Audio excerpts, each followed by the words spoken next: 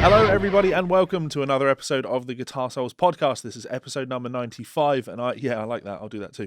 I am one of your hosts, Mr. Levi Clay, and I am here with my good friend, the handsome, the wonderfully attractive, the talented Mr. Mike McLaughlin. How is it going, buddy?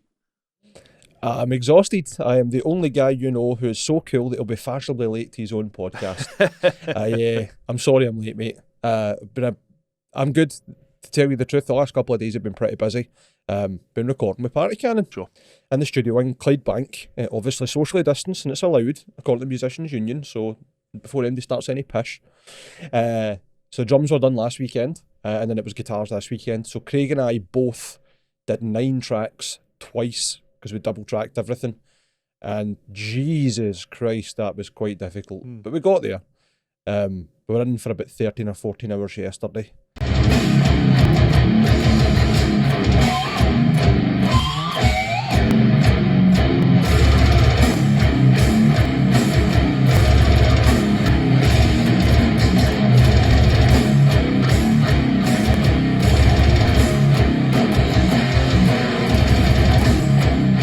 Finally got everything done just before midnight, and then it's just bass next weekend and then vocals after that. Otherwise, I don't really have anything too exciting to tell you. So How about yourself? How are you? You're not back in the studio today? No. Okay, fair enough. That's It's good. Valentine's Day, bro. What are you talking about? That is a good point, but nobody knows It's that also it's Sunday. Valentine's Day, does it? Do they? It's the damn Sabbath. Yeah. No, they don't. But everyone, today is Sunday. Yeah. It's 10 a.m. Levi was like, we can meet at 10. We'll get this done. Because he's obviously got shit to do. I've got shit to do. Whether that's having a day off or not, it doesn't matter. Yeah. And I was still late. Yeah, such is life. Points down for me. Same shit for me, mate. Well, how did the resolution? We'll do the negative part, and then I'll put a positive on it. How did your negative experience with the post? Was it UPS? Oh. Has there been a resolution to that? Well, yes, the stuff turned up, but I didn't get a fucking email back yet. That just makes it angrier. It's just honestly, no, it's fine. I emailed as many emails as I could find just to be a pest about it, and one of the corporate insurance claim email boxes got back to me, but forwarded and CC'd in whoever it is that deals with proper complaints, because they said, Mr. McLaughlin's got a serious complaint here, this is the wrong place, but can you deal with this as a matter of importance as soon as possible? Sure. So that was good. At least I know they've got it. Good. And I'll take it for there. Okay, we'll update people as we go.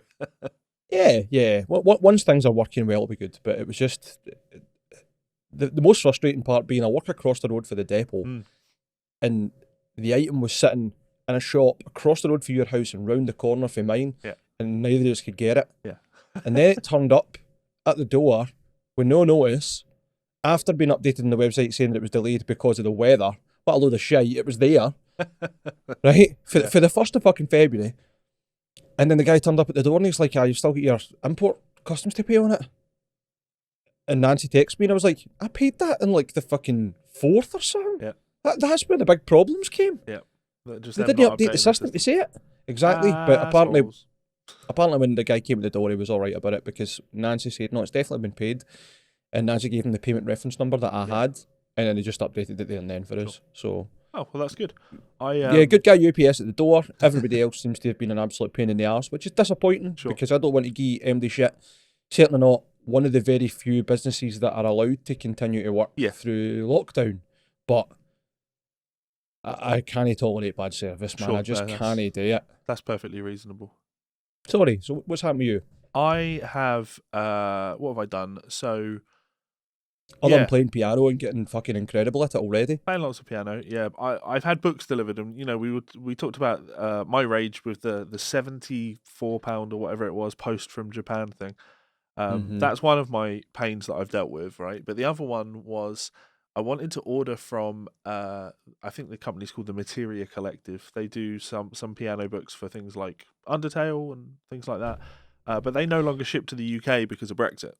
So that's sweet. So I've had to have those shipped to Connor Shredjuven.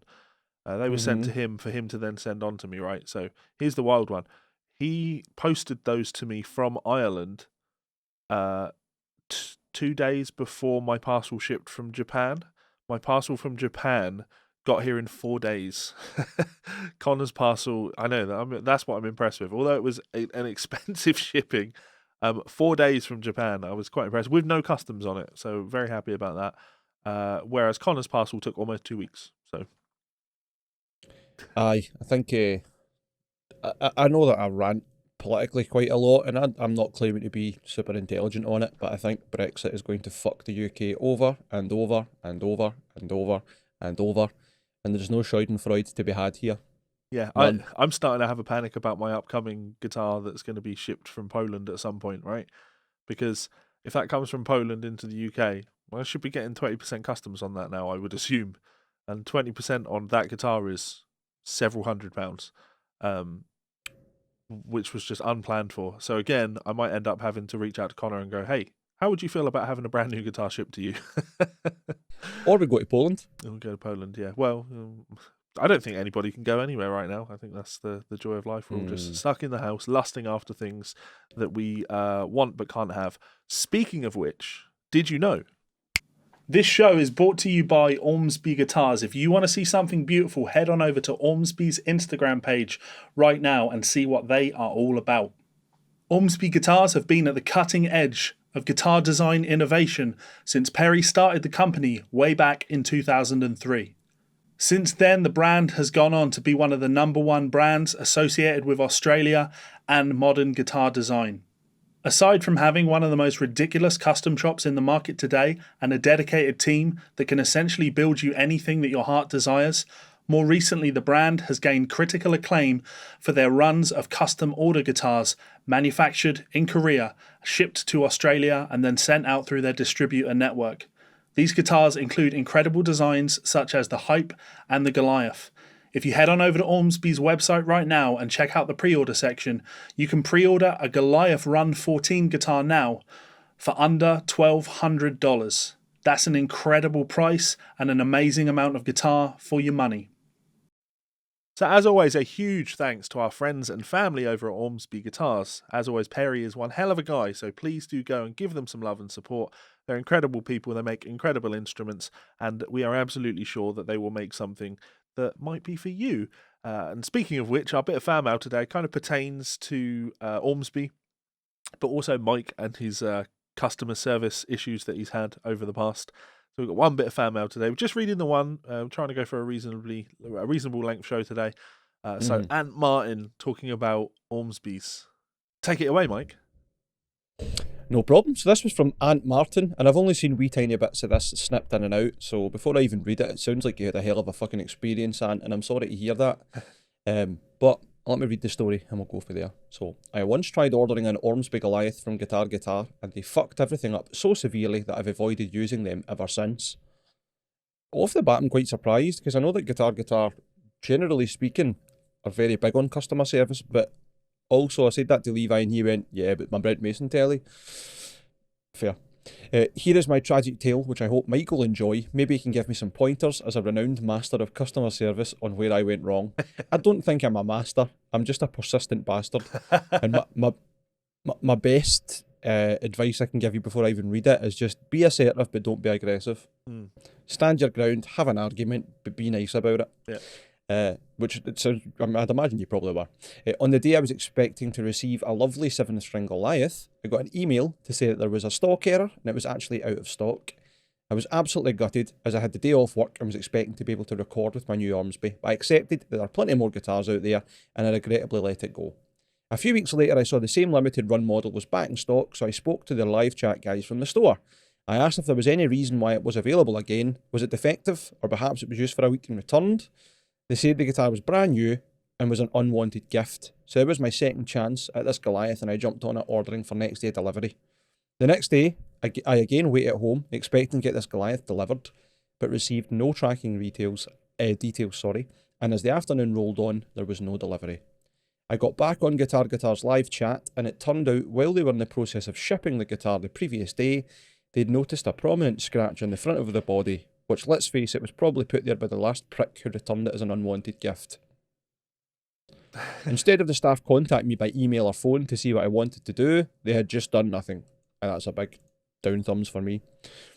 I said I was happy to take the guitar at a discount, but they only offered £50 off, which I thought was a bit of a slap in the face, as my experience.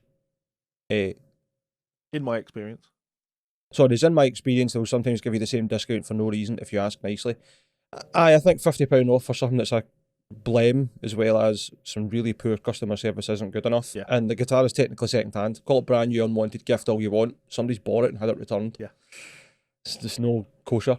I asked what would happen if I didn't accept the £50 off, and they said they would relist it on the site with £50 off. So despite me getting dicked around by 3+ members of Guitar staff and their mistakes, I would not get any kind of preferential treatment to make it right.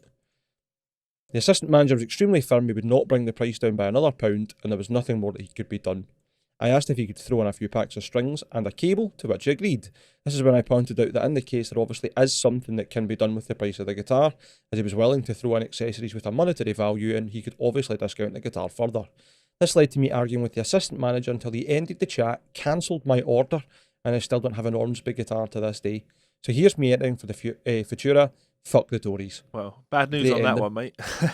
Aye. Sadly, you've not won it, but that's a fucking shocker. Yeah. I'm assuming when you said limited run Goliath, you meant one of the Moors, the same as mine with the green flame top and the maple board and glow dots. That fucking sucks. It really sucks. It really sucks off Guitar. I know that the original... look for the word. Whoever it is that the distributor, sorry, that's the word I'm looking for. I'm still sleeping. The original distributor to the UK, I believe it was Z Music, might be wrong, were relentless about not discounting to stores, and they were shitty about stocking stuff. I mean, like all distributors, to give them some credit. So I don't know if Guitar had firm prices because they had bought them in at a firm price.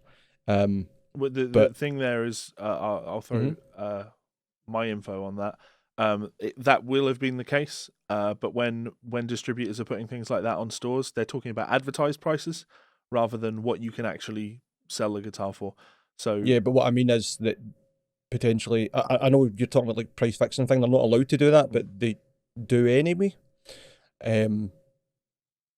because it's against fair trading laws, I believe. Competition Markets Authority said you can't fix prices when it comes to these things. It has to be competitive so other people can put them up and down. Yeah, I wouldn't even say that it would fall under that. I think it would just be a terms of the agreement that you have in place with the distributor. Like you're stocking our guitars, lots of people stock our guitars. So based on that, you can't advertise them any lower than X amount of money because that would be unfair on our other distributors. So if you have a sale and you want to sell them privately, you want to discount them or whatever, that's fine. You just can't advertise those prices. The reason I know that is the case is ultimately that's what resulted in Chapels of Denmark Street or Bond Street, even Chapels of Bond Street, having their relationship with Vigier terminated. It was because they'd reduced their guitars and they'd put adverts for them all over the internet, which is where I got my Excalibur for £999. Vigier, like you can't do that. You can't advertise the guitar. You've just significantly devalued the brand by doing that because now people will assume that's what they can get them for. Definitely. I mean, that was a ridiculous price. Oh yeah, like, that must have been about, if not less than what they paid for the guitar. Considerably less than they paid for the guitar in stock. They were absolutely making a loss on it. They just needed to clear space in their. They were having some renovations done. And they'd had it in stock for like 5 years or something like that. Very strange guitar. Okay. You've probably not been, but for anyone listening to the show that has been to Chapels at Bond Street, sure, it's a guitar shop, but it's not a guitar shop. It's a piano shop. It's, they have a massive stock of pianos. They have a small collection of guitars, but they're mostly Yamaha guitars. Every single guitar in there is like the £200 to £300 range. Apart from they had like 3 Vigiers in that were the £2,500 range. No one was ever going to buy those because no one knew they were there. The only reason I knew they were there is Bumblefoot did a clinic there, and I went down to see what they had in stock, and I was like, Jesus, that's a really nice guitar. My guitar now. That's a really cheap guitar. Yeah, it wasn't at the time, but after 5 years of constantly going into that shop and playing it, to see it on their site listed for £999, I was like, I'm fucking having that. Yeah. Dive right on it. Yeah. Just to go back to the... Sure. Where did he go wrong? Sorry. Where did he go wrong? Nowhere. I don't think there's anything you could have done that would have made a difference, Ant. It sounds like they were pretty much of the mindset, this is the price we're going to get for the guitar. It doesn't matter who buys it. And they clearly weren't giving a fuck about your custom or you as a customer Yeah. if the assistant manager decided to end the chat and cancel your order. Yeah. That to me is fucking outrageous, and I don't know what happened afterwards. I would have been finding CEO emails and sending this on and going, here's my experience with your company so far. This is what I've had to go through. These are the hoops I've jumped through. This is not only the journey I've been taken on by the poor service across the board from not just one member of staff, but a few different members of staff regarding this guitar, but I also don't have it in my hands, and you refuse to offer me any sort of reasonable resolution to make up for how I've been treated already. Yeah. Like, it's shit you don't have the guitar, mate, but maybe you dodged a bullet. Yeah, I think companies like that, they need to, and it's obvious, isn't it? They need to look at a scenario like that where they say, okay, ultimately we're going to eat into our profit margin on this guitar, but we're doing so to not lose a customer, because this is somebody that on multiple occasions has tried to buy this guitar from us. They are absolutely a customer for this shop, and we would like them to purchase things in future. Whereas now, I know with confidence that Ant is never going to buy another guitar from Guitar Guitar.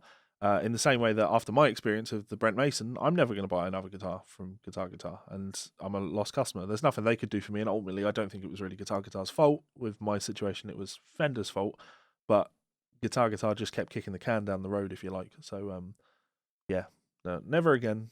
So I thought I'd read that little bit of fan mail, or well, I thought I'd have Mike read that little bit of fan mail. But if anybody else out there has any strange stories of customer service, because Mike is obviously passionate about customer service or getting angry about customer service, please do send us a wee bit of fan mail to GsolesFanMail@gmail.com. Link is in the description of wherever you are listening to or watching this podcast. We enjoy reading the stories. We're only reading one bit of fan mail today, but we do have a backlog of fan mail that we will absolutely be getting through. But at the same time, we still absolutely want new pieces coming in. So send us as much fan mail as you can. It really helps with the show. And yeah, thanks again. Ant, you rock. Yes, thanks very much, mate. Ooh. And if you are looking at buying an Ormsby in the future, give us a shout and go direct. I'm more than happy to help you out that way.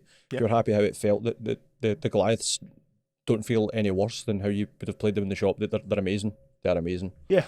Should we start by talking? Actually, sorry, go on. So I was just going to say I was actually using my Goliath as well as the TX7 in the studio, or the SX7 rather.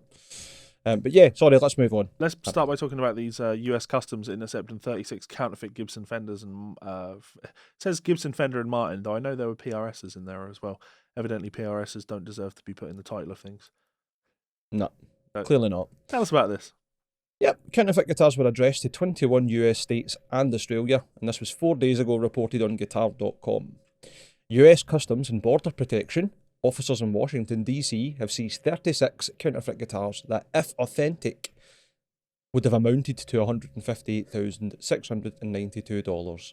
Right away, I take umbrage with that, because it's the same as when they talk about drug hauls and the like, and it was worth right £9 million, and it's like, no, you stopped a guy in the street that had a bit of hash in his pocket. Like, behave. So hang on, street prices and actual prices are silly. Well, yeah, okay, I see what you're saying. Yeah, okay. Yeah. And I'd imagine the majority of these are not good fakes. Yeah, but that, again, we'll bypass that. Sure. So you're saying, or we're saying, that this $158,692 would be like list price rather than what people would actually be buying them from a shop for. Exactly. So list price if they were actual these guitars and they got full price for them. Yeah. But they're not going to be able to charge. I wouldn't imagine they'll be able to charge full price for these. No. Because even the good fakes aren't that good. And I should know because I've got one. Yeah, but I don't think that's the point that's being made with this. It's that if people are buying these guitars, I don't think they're implying that they would be paying anywhere near close to full retail price for them. But the whole reason you have to protect trademarks and things like this is because this is $158,000 worth of stock that people definitely won't be buying from the trademark owners. It's eating into their business. It's not that we've lost $158,000 in sales, but there's a potential of us to have lost sales. And I've rallied up on the Gibson and the counterfeits that come in from China regularly and saying that's the thing you need to be dealing with, rather than trying to sue companies that aren't using your trademarks or your brands. I would never, and I'll keep saying this, I would never, ever, ever, ever again buy a secondhand Gibson because there's just too many fakes on the market. Way too many fucking fakes on the market. So the counterfeit thing has eats into the public's trust of the brand, or the trust of the second-hand market at least. And also, Fair. with their prices ever increasing, it becomes a more and more tempting option to buy one of these counterfeits, because you just want the look, and you, I think you have this strange thought in your mind that you can probably turn the guitar into a player, a fixer-upper, make it perfectly reasonable. I mean, I think we'd probably both agree on this. You could import any of these guitars from China, and you could turn it into a significantly better player than what you paid for it. You would never be able to turn it into the full price Gibson in terms of the quality. But if you buy one of these things for £200, you can absolutely turn it into a guitar that was worth £200. Is that fair? Oh man, aye, totally fair. Because the one that I bought, again, I've not disclosed the price. I don't know why. I'll just tell you, I got a Gibson for a Les Paul for £20. £20. And after a setup, it is every bit a great wee guitar. Yep. I mean, it's not up there with Gibson. No. Maybe it is actually, because Gibson aren't very good, but that's my opinion. Build quality is not great. It's not marked. There's like it clearly is a fake. Yeah. But for about, I don't know, 5-10 feet, you'd probably think it was a real Les Paul. Sure. Plays great, but aye, you're right. It's not replacing a Gibson. That's for certain. I'm kind of conflicted on this, because I don't know whether I want to praise Gibson and say Gibsons are better than the fake one. Oh, let's be fair to them. They're definitely better than the fake ones. Okay. But they still Some of them can't justify the prices that they're charging. They just can't even fair. close to justify the prices that they're charging. So, yeah, Fair. Sorry, we should carry on with the story rather than reading the first part of it. I know, it's my fault. I'm the worst for just going off. We should. We're supposed to do that. It's supposed to be conversational rather than just literally us just reading articles. I know. We're not here just to be fucking newscasters. That would be boring and shit. Plus, who wants to listen to me reading stories? Like, I'm hard to understand. It's when I get angry that people enjoy it. The instruments arrived at Washington Dulles International Airport from China on the 15th of December 2020 and included a slew of fake Gibson, Fender, Martin and PRS guitars. Working with trademark holders, import specialists from the CBP, which is the Customs and Border Protection, were able to verify that the instruments were indeed counterfeits. Among the Gibson fakes were several artist models, a Jimmy Page double neck SG, a Les Paul autographed by Slash, and an Ace Frehley Les Paul Custom, the last of which carried a manufacturer's suggested retail price of $9,000. A further 6 Fender, 2 CF Martin and 1 Paul Reed Smith models were detained. I think that's sorry, I'll chip in on here. I think that's a great example of why this is absolutely a problem, because that $9,000 guitar was absolutely ordered by someone in the US, right? And that person wanted the genuine article. They couldn't afford the genuine article, and by buying this, and I'm sure they will have paid like $400 for it, they never ever, under any circumstances, will have to even consider buying the genuine article. I mean, of course, at $9,000, they should never consider buying the genuine article. But yeah, that's where this is a problem. Definitely, especially that they're aiming for the highest end models, the ones that are obviously going to get the most money, or should get the most money, where they try to be passed as genuine. That is the real killer of this, like, and that like why I keep talking about I'd never buy on the second-hand market. Sure, for the longest time, it's easy to tell a fake Les Paul. It's easy to tell a fake Les Paul, but as time progresses, it will become harder and harder to detect the fakes, because the fakes will be improving in quality so significantly.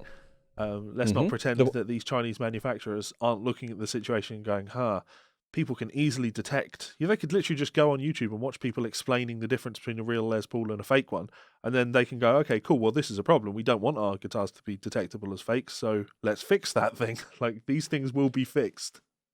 You'd be surprised. They do have general ideas of things they do, but the attention to detail's not entirely there. Like, when I got mine, other than the fact that the lacquer hadn't hardened and there's a funny finish on the top and it didn't play great, like, there's nothing really that clearly indicates it's a fake. And that was the same for the person that set the guitar up for me, who is very experienced with a lot of different guitars, a lot of different brands. And he went to the effort of taking off the truss rod cover, took the pickups out, checked out the actual route inside, the cavity, etc., because he was convinced that might be just a cheaper one that's been fancied up, Right. but obviously not. Yeah. And there's wee touches on it, like the binding is over the end of the frets, which must have took a bit of effort in the factory, but it makes the guitar somewhat closer to being real. Yeah. The inlays are slightly aged, so they're that kind of yellowy pearl. Yeah. Like, there's a couple of things about the guitar that would make you think, fuck, that could be real. Yeah. Essentially. So I think you're right. Like, I think there's a lot of aesthetic things have been improved. Yeah. But once you start taking a deep dive, it's not like they're properly doing the routing on the inside, or Sure. like having the period correct wiring, Yeah. or the quick connect But stuff, then or anything like that. This just means that when it comes to buying secondhand guitars, that you're going to need to inspect them with a fine tooth comb in order to I know. take all the pickups out, check the wiring, check the routing. Like, it's just But that's the thing. If you're going to go and try and buy a second-hand Gibson or Fender, or if you are selling a second-hand Gibson or Fender, you should expect those kind of questions and that stuff, and you should welcome it, because it shows that somebody's doing their homework and you're not going to get any shit. fair. I've seen plenty of people talk about Fenders and be like, do you know what model this is, or whatever else, and blah, blah, blah. And 9 times out of 10, all they say is, take the neck off and check the neck pocket Sure. and the stamp in the back of the neck. But I'll be completely honest, mate. Like, what have I sold recently? All right, let's go with my Sir Telecaster. If somebody, the guy that bought that Sir Telecaster from me, if before buying that he wanted me to take the neck off and take pictures of the inside of the neck pocket, and he wanted the pickups taken out so he could look at things, I'd be like, no, it's not because it's a fake. It's because it's too much effort for me to go to. But on top of that, right, it's a Sir Telly. What I'm talking about is that the guitars that are so cherished that they get counterfeit so often. Yeah. So custom shop Fenders or high-end Fenders or like that kind of thing. I get the Sur's a high-end guitar, but I think whoever's buying one probably knows what they're getting. Whereas there'll be quite a lot of people who buy Gibson or Fender more so Sure. because they know the name. I'd be needing You to get me? sell a guitar that was worth 10 grand before I'd be willing to go to the effort of taking the neck off to reassure a buyer. Like, it's That's fair enough. an But effort again, on my you're not part. selling like a you're not selling like a 74 Strat or something. You know what I mean? It's so not if I like was selling a you're- 74 Strat, we'd be pushing that 10 grand price, and there I'd be like, okay, it's reasonable. I don't mind for this sort of money. I'll take the neck off and really reassure you. But I when think we're even talking beyond about, that, you'd have done that before you listed it. You'd have got photos of everything, Yeah. then done the advert and went, look, Yeah. here's everything you need. that's probably the best But- way of putting it. If I'm willing to take the neck off or do anything like that, I'm going to do it before you've even considered Yes. buying the guitar. So Exactly. if somebody comes to me and says, could you do this, that, or the other, like, I'll take photos of the back of the guitar for you. But in all honesty, if I had I'm trying to shift trying to shift that mayonnaise. I would like to shift that mayonnaise. I'm not really pushing advertising it. I probably wouldn't even go to the effort of taking the control plate off the back of it to take a photo for someone. You either want to buy it or you don't. Like, To be fair though, that's not the kind of guitar that I'd imagine you're going to get those inquiries on.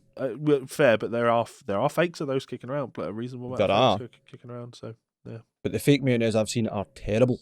yes, It's only really the Gibson, the Fender, the PRS, the Martin that they've put effort into. Yeah. And I think that's what we come back to.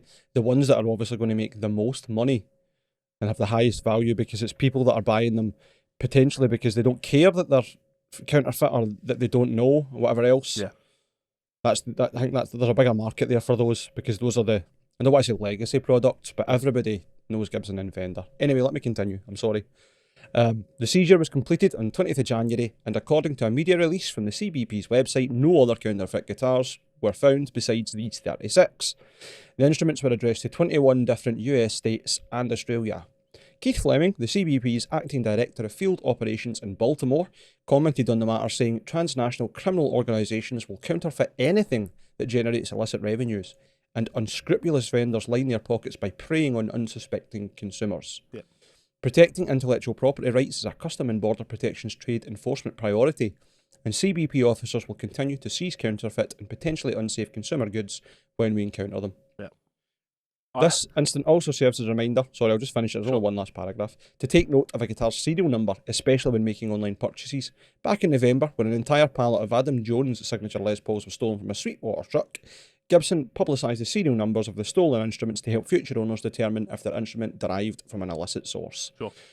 I'm the same as you. As soon as you started nodding, no, Yeah. I'm like, every single fake I've ever seen has an actual Les Paul serial number or a Strat serial number that works. Really, really hard to find a serial number for it to put on a fake guitar, isn't it? Like, I swear to God, I think I've played about 10 or 11 between 10 and 20 anyway. Les Pauls that all had the same serial number, funnily enough, because it's dead easy to just be like, that one works. Yeah, I think that's really misleading. Or okay, it's like a government institution like trying to show that we're doing good. They're giving the impression that, don't worry, guys, we stopped them. If there were only 13 guitars and we stopped them all. Like there were not 13 guitars. Sure, in that shipment there were 13 guitars, but there are a lot more than 13 guitars entering that country every single day. You can just go on these sites and order what. Like I did it again just prior to selecting the story to talk about. I was up on one of those websites again looking for a Zakk Wylde Les Paul because I want one. I want to do some videos doing some Zakk Wylde stuff, but I don't want to pay the £3,500+ that I'd need to pay to buy one because they don't make them anymore. Yeah, and they're cheap, man. 250 quid. You could get one of those things for 250 quid. That would be perfectly fine to just use in a couple of videos. You know, for a visual thing. Anyway, shall we move on? Certainly. I mean, there's every chance you'll get a playable guitar out of it. That Les Paul of mine is actually really nice. Yeah, absolutely. Certainly now it's been set up. Yeah. Anyway, Andy James. What do you want to do next? Andy James. On to Andy James. Beautiful. Friend of the show. Yes, and congrats again, Andy. This is fantastic. Yeah. So, Five Finger Death Bunch's Andy James has a more affordable guitar with Giesel. Good to hear. Sure. Customers have a wide range of options to choose to make from the more affordable signature AJ2 their own. So just cool. Yeah, we don't need to read through the story in any great detail. I've got a picture of the guitar up on screen now. I'm not crazy on that upper horn.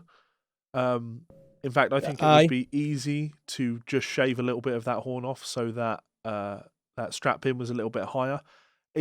We're talking purely aesthetics though when we do this, because the placement of that horn is not going to get in the way of your hand in any way, shape or form. It just looks odd to me that both of the horns point downwards a little bit. I kind of want that upper horn to be pointing a little bit more towards the headstock. Parallel to the fretboard. But you know, just my personal taste.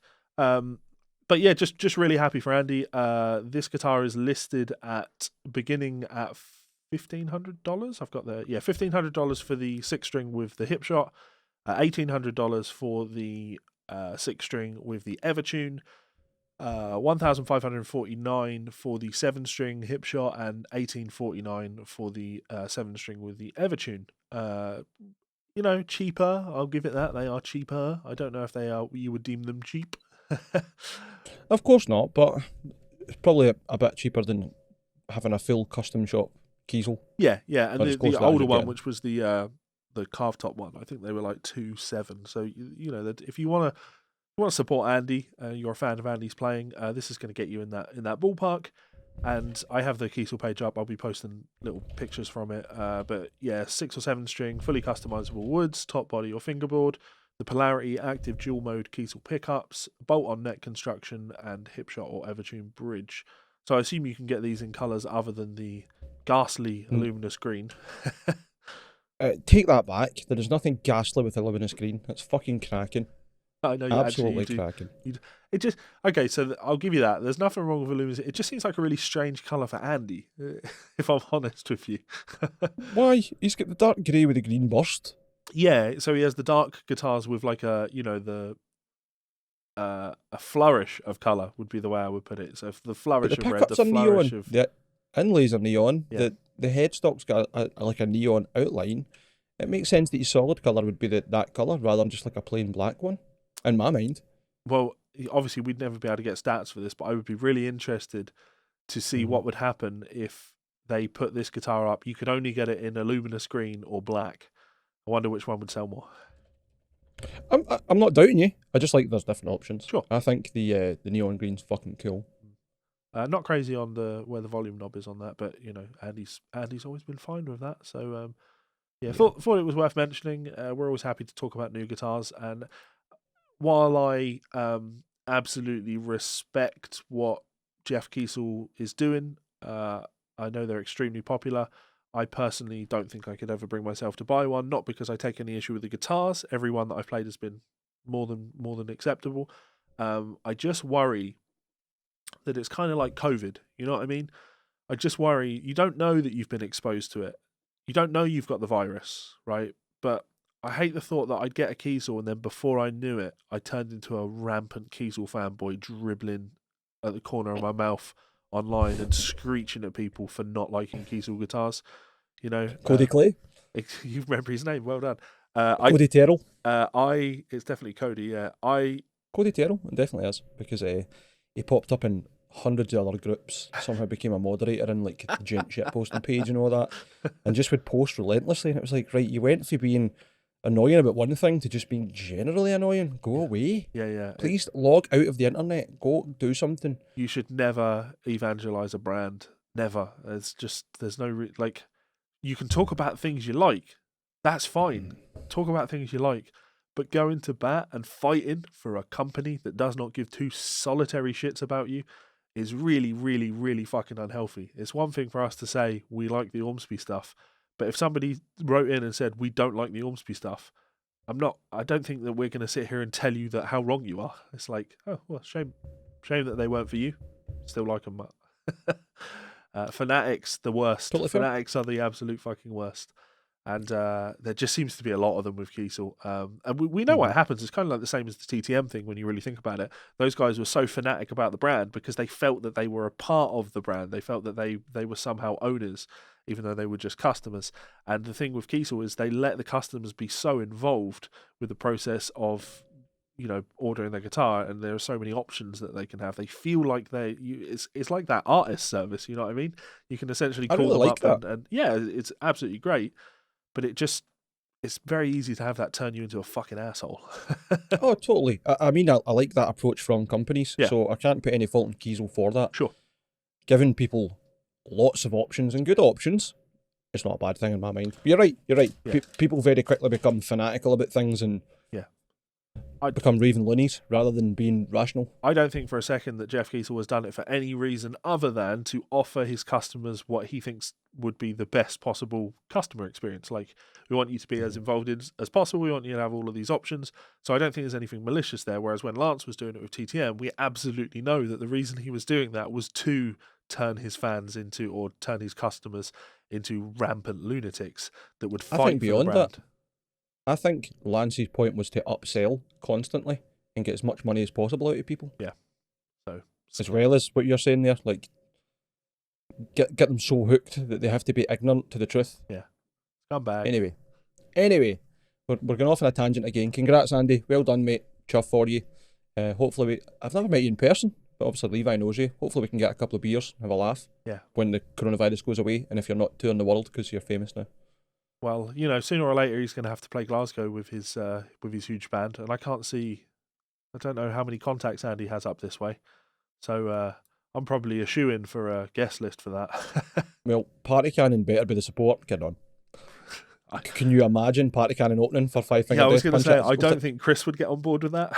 No, but just even the fans, the crowd, it was such a polarising difference in bands. I would, I'd pay good money to see that. I wouldn't even want guest list for that. I'd buy tickets for that. That's good. Let's talk about David Crosby again, because Jesus. Can you bring the picture of David Crosby that's on this up on screen? Yes. Fucking Revolver Ocelot, look at him. This is so unbelievably tragic, and you'll kind of like this, right?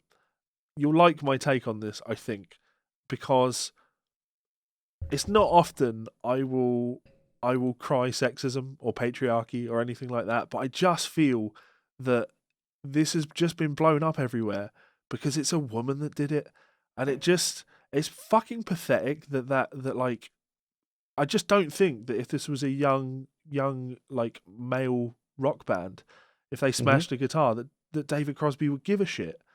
And I don't think he's decided that because it's a woman that he feels the need to fucking bitch and whine about it. But on some sort of subconscious level, I just can't see anyone giving a shit if this was a guy doing this. So let's read the story. Over the weekend, Phoebe Bridgers smashed her guitar at the end of Saturday Night Live performance and sent Twitter into a frenzy. The stunt spurred a viral tweet from a scald who thought it seemed extra, and soon enough, there were thousands of people litigating and defending Bridgers for an antic that rock stars have been carrying out for decades. Naturally, mouthy Twitter denizen and legendary rocker, I mean, I would Yeah. dispute that, David Crosby had to get in on the action. Well, maybe I can't dispute that. It's not as if his name's not an actual household name. The folk rock icon is notorious for firing off hot takes, including one recently where he called Eddie Van Halen meh less than a week after he died. On Sunday afternoon, Crosby was answering fan questions on Twitter when someone asked him what he thought of Bridgers smashing her guitar. Pathetic, he tweeted curtly. On Monday, Bridgers herself saw the tweet and decided to KO the Rock and Roll Hall of Famer by replying with the words, "little bitch." Bridgers, who's currently staring down 4 Grammy nominations for a widely acclaimed 2020 album Punisher, has racked up 15,000 likes on a reply compared to Crosby's 1.3k likes on the tweet itself. But the Crosby, Stills and Nash co-founder didn't drop the subject there. Instead, he's been doubling down on his finger-wagging take for almost 48 hours. Shortly after Bridges owned him, Crosby clarified his reasoning by saying guitars are for playing, making music, not stupidly bashing them on a fake monitor for childish stage drama. The 79-year-old wrote on Twitter, "I really do not give a flying F if others have done it before," he continued. "It's still stupid." I agree with that, but you can think it's stupid to not continually shit on someone on Twitter. As people continued to buzz about the drama, he proceeded to tweet follow-ups into the wee hours of the morning. He posted a video of The Who destroying their instruments after a set, which they were famous for doing, and called it Stupid Dramatics. He posted a picture of some acoustic guitars and lectured, "These are not toys or props. We would have played them for our whole lives to try and treat with respect." Then, shortly before 3 AM on Tuesday morning, he rambled about Bridger's set and once again denounced the guitar breaking. "I am told that wasn't a very good night for her, and she's really quite good. I could not see it or hear it then. The skeleton costumes were kind of distracting as well. The guitar thing was old, wrong, copycat, looks angry, destructive, wasteful, pointless." I didn't want to read any more, man. Yeah, like, we don't need to read any more. up. We can. She did kind of tweet back at him and tease him some more. It's just fucking cringy, right? Because he's talking about stage antics, and when he says they are not toys or props, they absolutely are props, right? Because she's performing on video. She's not doing an audio recording. She is performing on video. So the audio thing, sure, that matters, but the visual side of thing fucking matters as well. And your guitars are absolutely fucking props in scenarios like that. So would he take issue with I do, but would he take issue with Tom Morello having like Arm the Homeless on his guitar? Why are you just treating your guitar as a prop? No, it's a visual part of the performance and it goes in line with everything. His guitar is as much a part of his his stage craft as the performance is, as the playing is. So absolutely. Why is he wearing a suit if aesthetics don't matter? Yeah. If it's all just for show, like why are you wearing a suit? Why have you got a really nice Tom Anderson red top Strat? Why don't you just get something really plain and boring? Yeah, just have it standard plain. Nobody needs to look at it. They're absolutely fucking props, right? And the performance side of things is so unbelievably important. You could stand there and perform your song and then get off stage, but I don't want to say that's not cool. It's just a totally different mindset. It's a totally different thing to jump around the stage, get the audience amped up, and then smash the shit out of your instruments at the end of everything. Like, that's doing something. That's saying something. I'm not saying that's in any way superior, but it's still absolutely part of the performance. It's absolutely part of the overall craft. So to be fucking annoyed by this is just, it's cringy and pathetic. Saying that when the Who did it. I think what I would say is, like, being annoyed by it's normal. I don't like the idea of wasteful instruments being wastefully broken, but it's not my guitars. I don't give a fuck. You do what you want with yours. Yeah. It's like, I can have that opinion and still be like, you have agency, do what you want. Sure. Yeah, I wouldn't do it with my own, but, feel free to do it with yours. Whereas David's like, back in my day, we didn't break things. I'm like, shut up. Yeah, and I guess the worst thing about this, if memory serves me right, it was Dan Electro. She sort of had to defend herself online by saying I'd okayed it with them beforehand, and that just destroys a lot of the kind of the rock and rollness of it. You don't like tell people that you got pre-authorization in order to destroy a guitar. You don't need to tell people that. Like, fuck them. Like, if they don't like the fact that you smashed a guitar, at least they're fucking talking about you. You're out there making. Go on. Sorry, I didn't interrupt. On you go. No. I'd finished the sentence at that point. Sorry, mate. I'm really bad for that. Even if Dan Electro didn't give her the okay, it's just playing in to get more media stuff, because they can turn around and say, we're not happy about that, but then privately message her and say, thanks for the extra fucking advertisement. people are now talking about Dan Electro guitars because is that what she smashed up, a Dan Electro? Pretty sure it was a Dan Electro, yeah. Well, like, even if it isn't, like, whatever brand it is has now got a bit more publicity because that's happened. Yeah. Like, everybody's a winner. Yeah. Except David Crosby because he's a big whinging Yeah. bitch. The best part being... Go on. We're looking at the same line, yeah?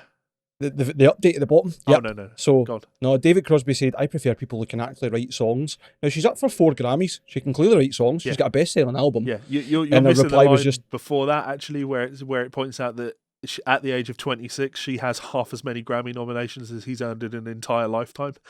Get up, you dick. I just love that he wrote, I prefer people who can actually write songs. And she's just replied, whiny bitch. And he's no replied. Yeah. Like, actual whiny bitch. It's like...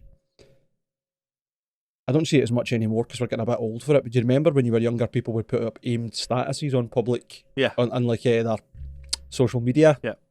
PM me, hun, everything okay? Nothing but snakes. Like, fucking shut up, man. If you get a problem, tag her and speak to her. Don't be a big dick. Like, it makes it even worse to be doing it like as if it's like cloak and dagger behind fucking closed doors and whatever else. You mad dick. Yeah. The only example I can think of, right, of somebody smashing a guitar, which I thought was extremely distasteful, and it highlights exactly what we'd said about if you want to smash your guitar, by all means smash your guitar, right? But I wouldn't smash my own guitar type thing. I'd smash guitars. I have no issue with that. It was when Prince performed on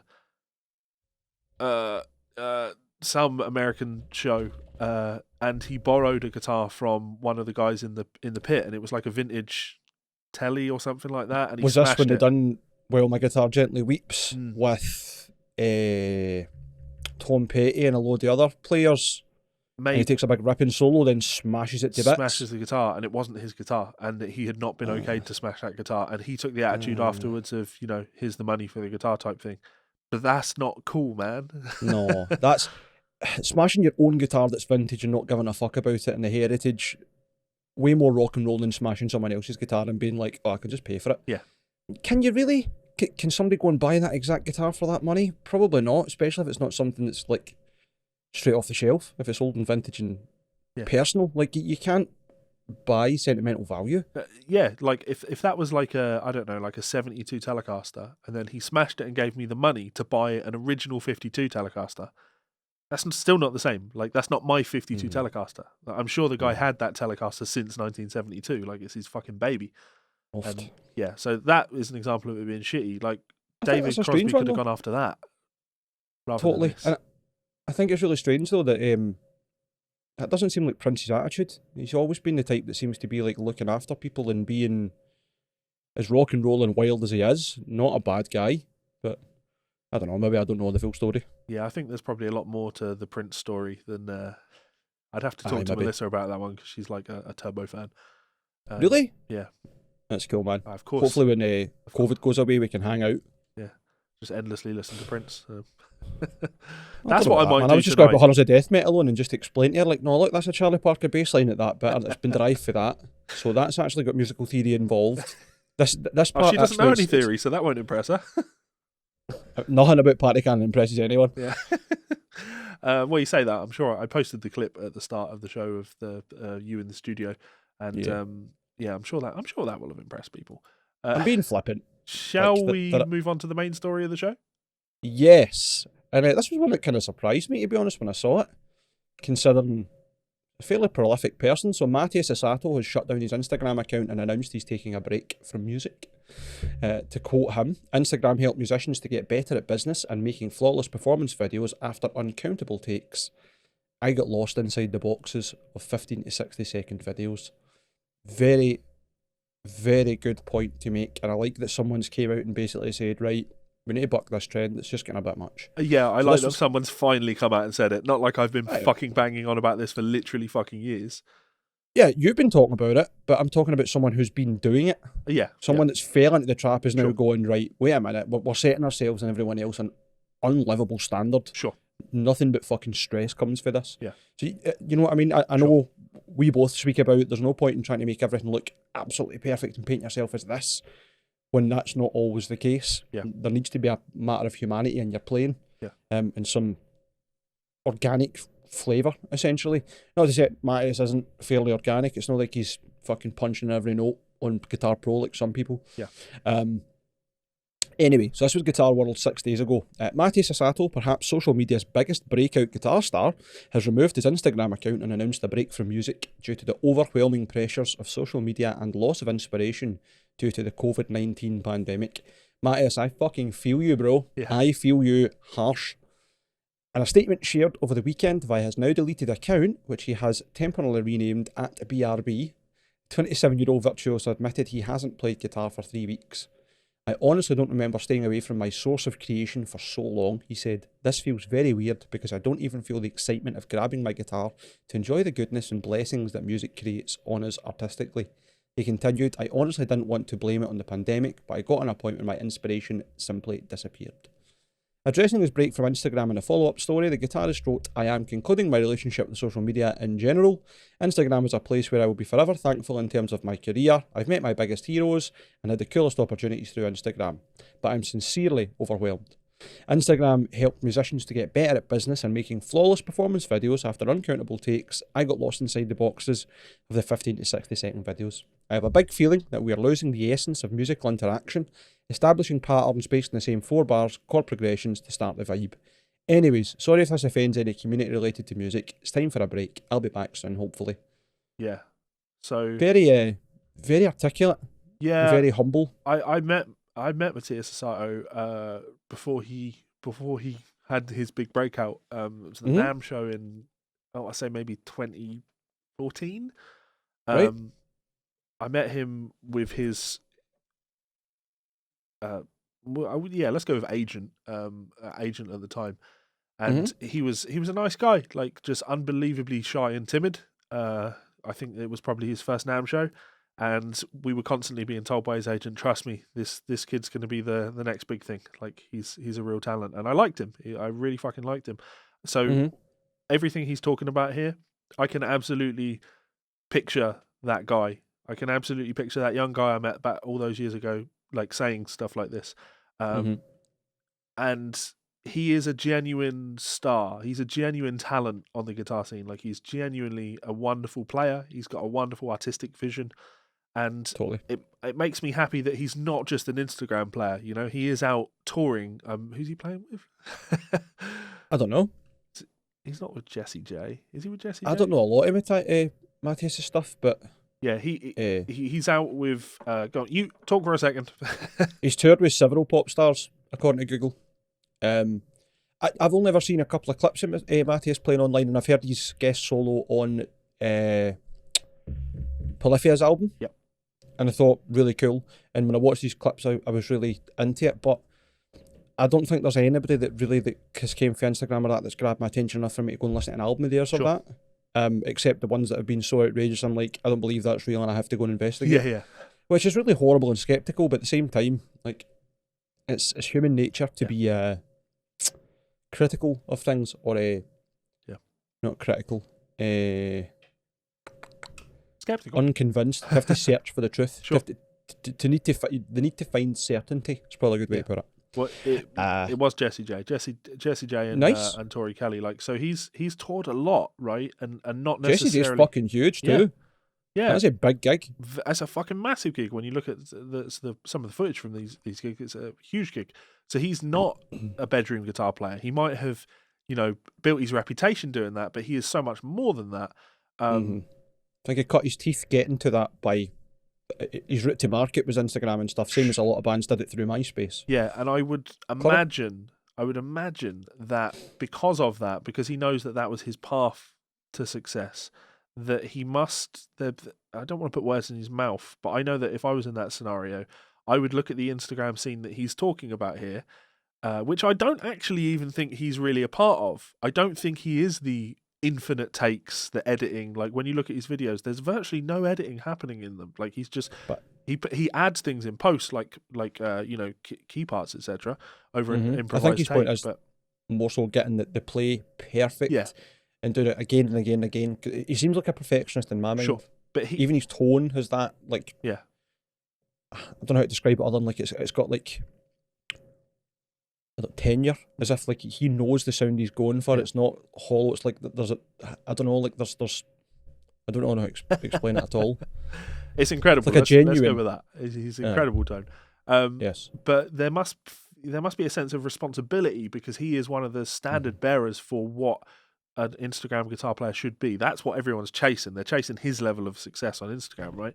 So there should be a feeling of responsibility for looking at this scene that you aren't really a strict part of, but knowing that you were instrumental in the creation of it and the sheer lack of music that will come out of it because of your input. Now, I'm not bashing him because of that, because he's not the problem there. Everybody feeling the need to look at what he does and go, right, well, we need to one-up him in some way. We need to improve upon what he's doing. We need to, be better and get more views and more clicks than him. It's that whole competitive element. Music cannot be boiled down into 15 to 60-second clips. There is more than that. There's more to that than there's more to music than that. And Absolutely. it's absolutely fucking poisoned. And I really do mean that. It's absolutely poisoned the average guitar player's ability to process the quality of music beyond what they expect it to be in an Instagram clip. Like we post that clip of you doing the thing with Party Cannon at the start. People will just look at that and be like, it's not good enough to go on Instagram, is it? Like, that's the measure. It's not good enough to go on Instagram. When I did that Break of Dawn video with Melissa, I'm fucking ridiculously happy with how that came out. There's a couple of clams in there and my guitar playing. I don't care, though, because it was a genuine fucking performance with me sat next to her in a room recording it. Super happy with how it turned out. But to most people, again, they just go, well, that's not Instagrammable. And I just can't get on board with that mentality of like, is this Instagrammable? Fuck off. I think it's beyond that. I think it's the search to make something so perfect it becomes plastic. Everything should have humanity in it. It should be organic. It should be real. Mistakes are part of being human. And if you fluff a note, as long as it's not ruining the take, go with it, man. Yeah. Enjoy it. Every note you play wrong's an opportunity for you to correct it next or to learn from. It's great. Like, it's good. And also, your mistakes are your mistakes. They are unique to you, and they are the things that make you sound the way you sound. I know we're being like curmudgeonly about this and whinging about the good old days and how things used to be better. I acknowledge that this is a battle that, while I have fought this battle for years now, is very much a battle I've lost, because it doesn't matter how right or wrong I am. That really isn't relevant. I've still lost the battle because people don't get my point or they don't agree with me, and they're okay with where the music industry has gone. So here's my kind of really horrible take on this Mateus Asato thing, right? He'll be fine. He'll be absolutely fine from this. He's going to take a bunch of time off and he'll come back better than ever because he's talented enough to come back better than ever. But I really fucking hope, from the bottom of my heart, hope that there are some young guitar players that have seen this statement from Mateus Asato and they've thought about what he said. Not just gone, sweet, one of my competition's gone, easier for me to slip into the algorithm. I hope they really think about what he says and they have an empty, hollow feeling inside where they think, fuck, maybe he's right. What have I become? What am I contributing to the world? What am I doing? I'm not happy. This is not why I picked up the instrument in the first place. Maybe it was the reason you picked up the instrument in the first place, in which case I think even less of you. But this is not why I picked up the instrument in the first place. I hope you have that empty, hollow feeling and think to yourself, I need to stop thinking about music in 15 to 60-second clips. I need to start thinking about actual, music. Unedited, unprocessed, which is ironic. I was just going to say that. That's just not what music needs to be. I'm not telling people what music needs to be. It's not what music is to me, and it doesn't excite me. And when I have all of these fucking punk kids raging at me for my comments on Manuel Gardner Fernandez or Lucas Mann, and they turn around and say, yeah, but you can't do what he does. And it's just like, sure, but they can't do what I do either. And that's cool. It's cool that they can't do what I do and I can't do what they do. I'm an improviser, a legitimate improviser. My memory is fucking awful. Whenever I pick up the guitar, I'm improvising everything I play. And I just know that guys like that can't do that. They have to write everything, meticulously write everything. I'm not saying that's wrong in any way, shape, or form. I'm saying that what I have on the instrument is exactly what I want out of the instrument. And therefore, you're never going to be able to tear me down by saying, well, you can't do what those guys do. The end path for those guys is Mateus Asato in this scenario now, where they look at what they're doing and going, either what have I contributed or I can't keep up with myself. And both of those things are a fucking disaster for your mental state. Whereas the position I'm in, there is no negatives for this. I could happily, well, I don't know about happily because I need to make a living, but I could turn this camera off now, delete my social media, never ever post anything in public ever again, and I would still play the guitar as much as I play the guitar now. I would still happily pick up the guitar, work on arrangements of songs and then forget them the next day. And I'd just have fun. I'd write things. That passion is still all there for everything. And Instagram is killing it for people. And Mateus Asato has finally shown it. I think it's Occam's razor. He's done so well to build himself up to that point. But with that comes tremendous pressure. And I think that's the killer for him in this scenario. So hopefully you feel better soon, Mateus. I can't imagine you're listening to this. But we'd like to see you back, and maybe this will spark you to take your creative outlet somewhere else and do it in a different way. Maybe that works better for you. Maybe you'll move over to SoundCloud and just start doing audio rather than video, and maybe you'll be like, pull everybody over there and be a total trailblazer in that regard. I don't know. I'm just talking shit. Or, here's the horrifying idea. Maybe the conclusion he'll make from what he's done is he'll go, okay, so making these 30 to 60 second clips on Instagram isn't what I want to do. I want to be doing actual music. I want to be doing longer projects. I want to be writing songs. I want to be performing with people. I want to be interacting with real musicians. So what I'm going to do is I'm going to make an album. I'm going to put music out there because that's the way things used to be done. And he'll do that and then realize, all these people that consume my videos for free, funny, they don't want to pay. They don't want to buy anything. Damn it. This is the scene that you have created, sir. And I super clear about this. I would happily sit down. I would happily have Mateus Asato on the show. I will never say a bad word about him.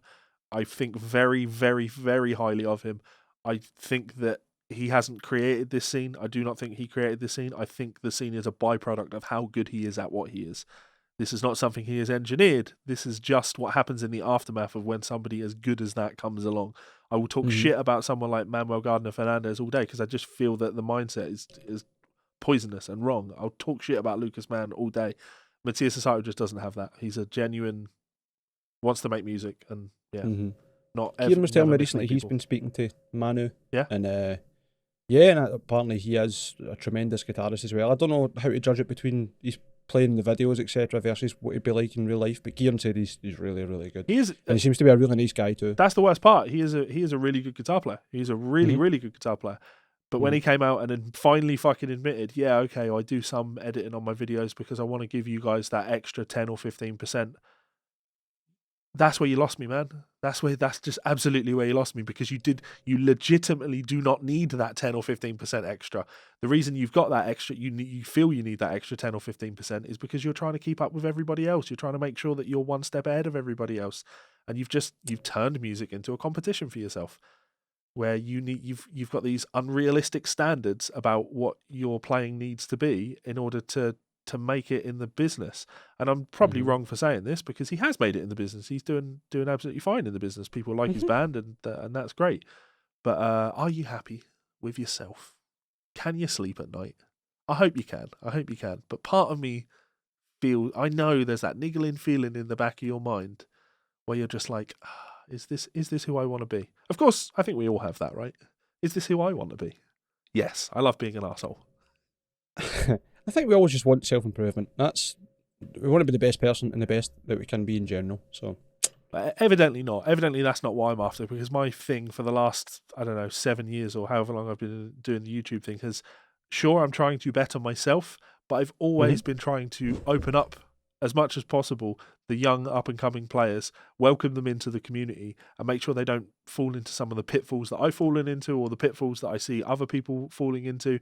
Like, everything I've always ever done has always been about trying to make the guitar community as a whole better for one another, rather than this horrible cutthroat competition with each other. Like, some people get that. I think, that's the reason I have a following on Patreon. A lot of people get it, but some people just think that I'm an angry asshole for the sake of being an angry asshole. And I'm not. I just legitimately care about everyone having a good time. There's no reason that you can't enjoy music. And it breaks my heart seeing someone like Mateus Asato, someone as talented as that, like, losing the passion for music, for not picking up your guitar for 3 weeks. I can't imagine that, not picking up my guitar for 3 weeks, because I love it. And for all the time I'm picking up my guitar, I'm doing the same with piano now because I love it. I love music and I want that passion shared with people. I want people doing the same. So better yourself, better the world. Let's go with that. Fuck bettering yourself. Let's better the world. Let's better the world. Let's do it. Let's do it.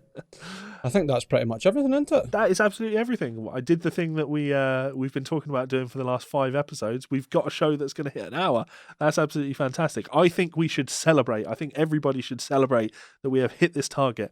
And the best way to celebrate is buying yourself something new. For example, this show has been brought to you by our friends over at Ormsby Guitars. If you have the time, please do head on over and follow them on Instagram to see more of their incredible work. I'm actually spending more and more of my time each day scrolling through Instagram and really getting the appeal of looking at incredible instruments like this. It just makes you want to order something really, really special. Of course, you can always contact them if you want to order a custom shop guitar, or head on over to their website, check out the pre-order section and get involved on the upcoming Goliath Run 14. Again, one of these guitars can be pre-ordered for as little as $1,200 US. That's an incredible price. That's a lot of guitar for very little money. So if you want something like this in your life, head on over to ormsbyguitars.com and get involved. Thanks so much to Ormsby, and we'll see you for another show soon. Laters. So as always, a massive thank you to our friends over at Ormsby Guitars. Please do go and check them out. Give them some love, some kindness, some support. It really does mean a lot to us knowing that us talking about Ormsby has resulted in some people going out and buying Ormsby guitars, and we know that a lot of you guys are really happy with your purchases. So by all means, if you pick up an Ormsby, please do send us a picture. We love sharing them. We love, well, even if we're not sharing them, we love just looking at them ourselves and going, yeah, seeing someone happy with something that we've sort of helped them to find. That's a really nice feeling. So absolutely, man. Go and check out everything Ormsby are doing. Sorry. And you go? Just go and check out everything Ormsby are doing. Carry on. Yes, I was just going to say, it doesn't have to necessarily be Ormsby. We're not just, these are the best guitars that everybody has to play. The point is that all the ones I've played are fucking beautiful, and we are very happy when people have nice times and nice things. Yeah. No, that's absolutely fair. It seems odd to do this right after doing a sponsor for the brand, but there are things that Ormsby make that would absolutely wouldn't be for me. Like a fan fret 6-string, that's just not for me, right? So if somebody was looking for a 6-string, there are other things that for me that I would go for. You have to find what's right for you, and I think the whole point, the reason we're pushing the Ormsby thing, or certainly talking about the Ormsby thing, is when it comes to 7-strings. Everybody should try a 7-string out. The fan frets are just... I used that 7 for the most of the album recording. That makes me so happy. The last couple of days, and fuck me, man, it's just cracking. It sounds good, it plays good, it was comfortable. There was only 1 or 2 bits where to jump to the other guitar, and it's because I'd learnt them on a 6. Sure. And yeah, I like guitar players that kind of adapt and become full-on 7-string players. They struggle to pick up a 6 anymore because it just becomes an ingrained part of their style. I'm not one of those guys. When I pick up a 7-string, I'm constantly playing the wrong strings on it. Me too. But I'm getting there. Yeah, you'll absolutely get there. We want to be someone... I can't believe we talked about the Andy James guitar, but we didn't talk about the Per Nilsson guitar. We'll have to do that one next week because Per Nilsson's new signature dropped, and I've same with Plenty's as well. Because Per's a 7-string guy, and he's at home on a 7-string. He just plays a 7-string, and that's really fucking cool. Anyway, so big announcement. We are on episode 95, so in 5 episodes' time, we will be doing episode 100. Episode 100 of the show. And actually, this week is the 3-year anniversary of the show. The show's been going for 3 years. Really? This week. That's class. I probably should have said that at the start of the show. But now we're doing a weekly show. We'll probably be hitting high numbers faster than ever.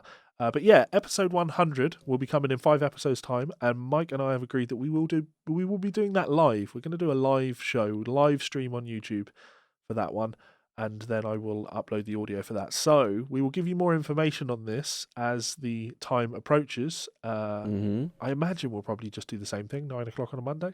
But I can't. Well, I was going to say, go on. One further, if we get suggestions, what people want to see from us, what they would like interaction-wise, fire in the comments, send us it over. If you're tuning in Monday night, 9 PM on YouTube, where we premiere the videos at all times. Give us some ideas. We'll be there to chat. I wasn't there last week. I apologise. I should be here tomorrow. Well, today for everybody that's watching. Now you'll be here now. You are here now. Yes, you are here. You're listening to this as we speak, and you're probably typing furiously. Shut up, Mike. No, but suggestions would be great because Future we Mike want this to shouting be at something past a wee Mike. bit special. Say again. Future Mike shouting at past Mike. Aye, that's it. You were supposed to be the chosen one. Yeah. Yeah, you were supposed to bring balance, not destroy. You were supposed to bring balance. How am I misquoting this when I watched this film like 2 weeks ago? I haven't watched it in years, so yeah, I just went back through them and watched them all again recently. But anyway, yeah, episode 100, it is coming. We would encourage you to get involved because it's going to be fun. We'll be able to take your questions live on the show. We will prepare some stuff to talk about, of course, but it's going to be a lot of fun. Thank you all so much for the support thus far. I don't want to say for the last 100 episodes because we've not done 100 episodes yet, but thank you all so much for the support. As always, please do like, comment, share, subscribe, tell your friends, tell your enemies, yes, grab a t-shirt, and I think that's everything. Anything else? pretty much everything. Aye. If you want us to get drunk on episode 100, make sure you put that in the comments because I'm going to probably just end up drinking with Levi. I mean, and, it needs to be done. It would really be helpful for me to get through this whiskey. That would be... I fear both of us will have liver cirrhosis come the end of it. I think that's in my inevitable future anyway. So, the more and more I drink whiskey, the more I'm okay with it. Aye, that's fair. You do get to the point where you're like, yeah, I don't care about the morning anymore. Yeah, well, still at 32, I don't get hangovers. And I mean, I say that, but I don't want people to worry, right? I don't want anyone out there that's watching this to think, oh God, Levi's becoming an alcoholic. I keep joking about being an alcoholic, right? No. Absolutely.